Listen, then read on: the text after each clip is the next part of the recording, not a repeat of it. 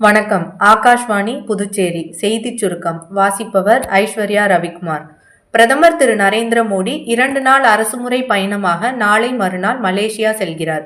மலேசிய பிரதமர் திரு அன்வர் இப்ராஹிமின் அழைப்பை ஏற்று அந்நாட்டுக்கு செல்லும் பிரதமர் திரு மோடி அவருடன் இருதரப்பு உறவுகள் குறித்து பேச்சுவார்த்தை நடத்த உள்ளார். தொழில் மற்றும் வர்த்தக சங்க பிரதிநிதிகளுடனும் விவாதிக்க உள்ளார். பின்னர் அங்கு வசிக்கும் இந்திய வம்சாவளியினருடனும் கலந்துரையாடுகிறார். இன்று காலை கூடிய மக்களவையின் கேள்வி நேரத்தின் போது எதிர்க்கட்சிகள் தொடர்ந்து அமளியில் ஈடுபட்டதால் அவை நடவடிக்கைகள் பிற்பகல் 12 மணி வரை ஒத்திவைக்கப்பட்டுள்ளது. மத்திய உள்துறை அமைச்சர் திரு அமித்ஷா நாட்டின் முதல் கூட்டுறவு அடிப்படையிலான டாக்ஸி சேவையான பாரத் டாக்ஸியை இன்று டெல்லியில் தொடங்கி வைக்கிறார். பாரத் டாக்ஸி சேவை மக்களை கூட்டுறவு முறையில் இணைக்கும் தளமாக இருக்கும் என்றும் சிறிய முதலீடுகளை ஒன்றிணைத்து பெரிய தொடக்கங்களை உருவாக்க இது உதவும் என்றும் அவர் கூறினார்.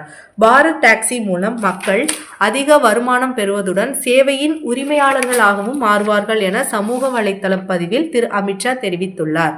2026ஆம் ஆண்டு குடிமை பணிகள் தேர்வுகளுக்கான விதிமுறைகளை UPSC அறிவித்துள்ளது.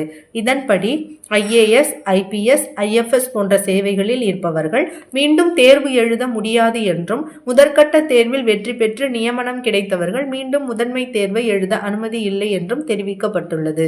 மேலும் தேர்வுகளுக்கு விண்ணப்பிக்க விரும்புவோர் upsc.gov.in என்ற இணையதளத்தில் இம்மாதம் 24ஆம் தேதி வரை பதிவு செய்யலாம்.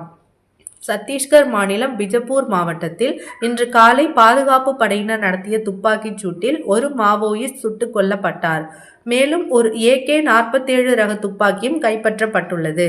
தொடர்ந்து அப்பகுதியில் தேடுதல் நடவடிக்கை நடைபெற்று வருகிறது. வதோதராவில் இன்றிரவு 7:30 மணிக்கு நடைபெற உள்ள மகளிர் பிரீமியர் லீக் கிரிக்கெட் இறுதிப் போட்டியில் Bangalore royal challengers, Delhi capitals அணிகள் மோதுகின்றன.